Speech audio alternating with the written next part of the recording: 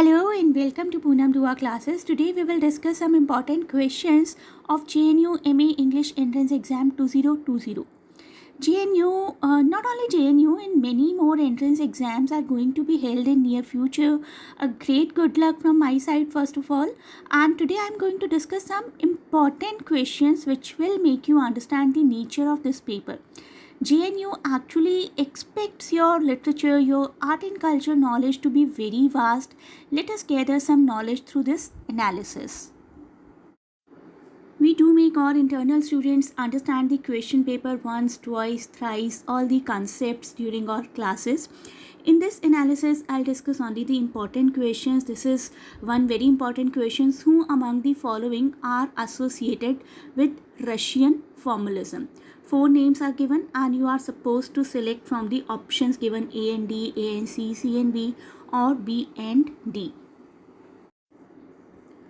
So here is the correct answer. Correct option is A and D. Roman Jakobson and Victor Shklovsky. Russian formalism एक moment थी जो कि Moscow में start हुई थी इन 1920s और इसके लीड रिप्रेजेंटेटिव्स में से थे Victor Shklovsky and Roman Jakobson. और इसके मेजर जो फीचर्स हुआ करते थे, they use to concentrate on rhyme, syntax, consonant and plot. These use to be some important features along with the poetic and literary devices too. Russian formalist basically emphasize किया करते थे analysis पर, deep analysis पर, जो कि important points हुआ करते थे with the arrangement of words within the work itself and not from the words associated with external sign reference.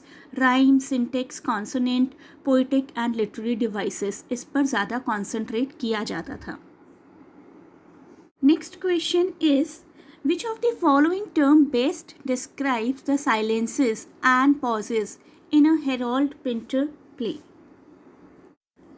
इस क्वेश्चन का करेक्ट आंसर है ऑप्शन नंबर 3, दैट इज सब प्लॉट. समझते हैं कि सब प्लॉट क्या होता है. हर चीज़ को समझने की भी कोशिश करिए, सिर्फ करेक्ट आंसर तक पहुंचकर आगे मत बढ़िए वीडियो में. There are 3 different types of silences that can be categorized under Pinter pauses and they are referred to as ellipsis, a pause and silence, and a Pinter script. An ellipsis is denoted by 3 dots and was used by the playwright to indicate slight hesitation, you can say, or ellipse we can say is the act of leaving out a word or words from a sentence deliberately when the meaning can be understood without them. Pinter uses language aspects such as description, repetition, pauses and syntax. All these serve the purpose of bringing out the absurd and confusing element of the main characters in the play.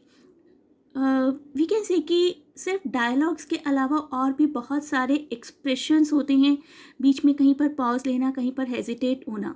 इन सब को हम सब text कह सकते हैं. These were called सब texts.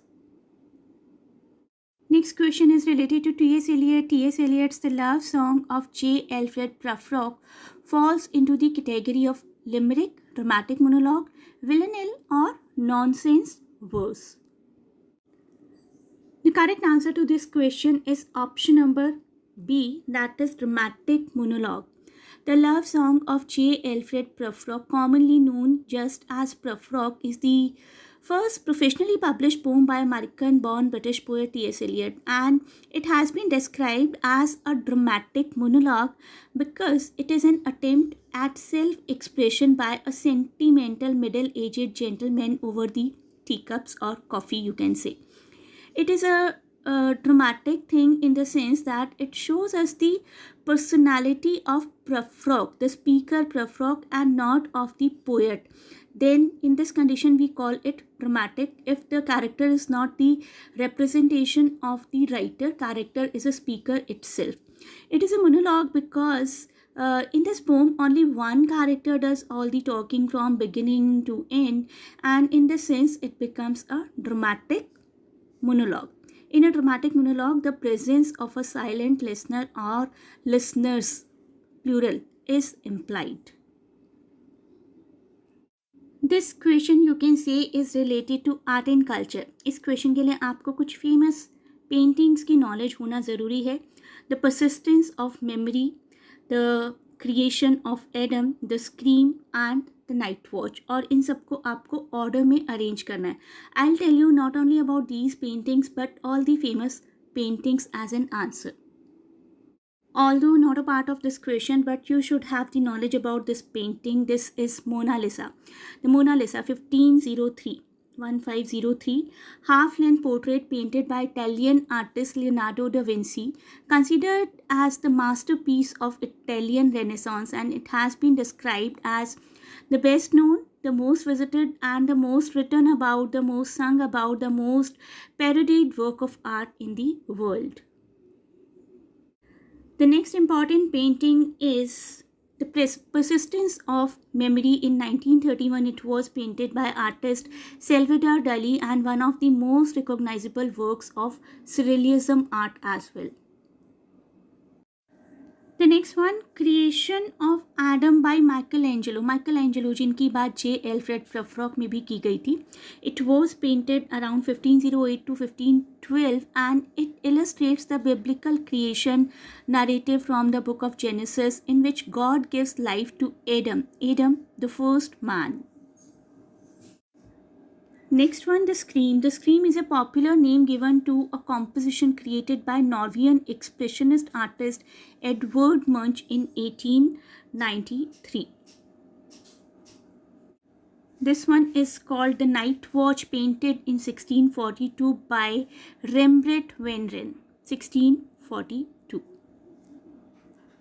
Hence, the correct answer is option number D, that is B, D, C, A, B. Creation of Adam 1508, D. The Night Watch 1642, C. The Scream 1893, and Persistence of Memory, A. 1931. Next question, which of the following Shakespearean plays constitutes the source of the title in Robert Browning's Childe Harold to the Dark Tower Came? Othello, The Tempest, King Lear, or The Winter's Tale? The correct answer is option number C, King Lear. Robert Browning's Childe Harold to the Dark Tower Came is a haunting poem, and he took the title from King Lear, where Edgar, disguised as poor Tom, sings these lines. Next question, which two of the following are form of comic verse? Limerick, eclogue, clarion, or obede? Let us discuss each one by one. The first one is limerick.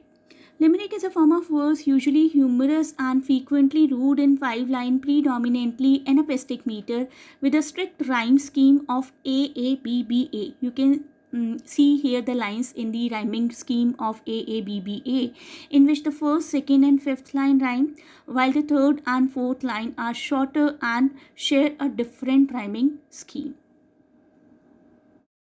The next term is eclogue. Now, what is eclogue? Let us understand. Eclogue is nothing but a poem in a classical style on pastoral subjects, and the poems in this genre are sometimes also called bucolics. The next one is clarion. Clarion is a humorous 4-line biographical type of poem invented by Edmund Clarion Bentley. And the first line in the poem is the poem subject, usually a famous person or a famous object, put in an absurd light or revealing something unknown about them. The rhyme scheme is AABB, and the rhymes are often seem to be forced. The next one is obede.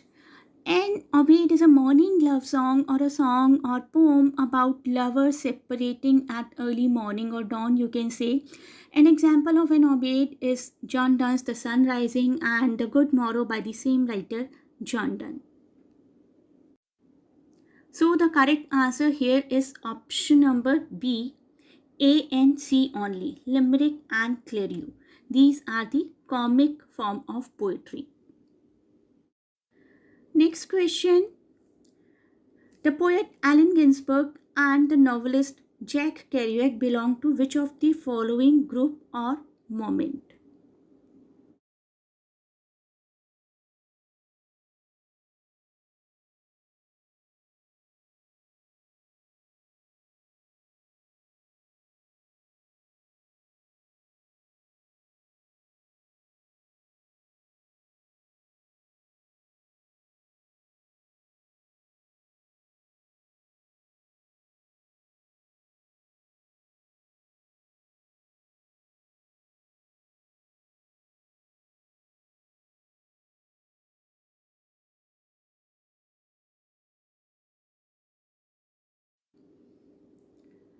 So now you know how important it is not to just know the texts and authors but to have a deep knowledge of eras, moments, art and culture, history of literature, biographies of the various writers. Everything is extremely important. Please study thoroughly.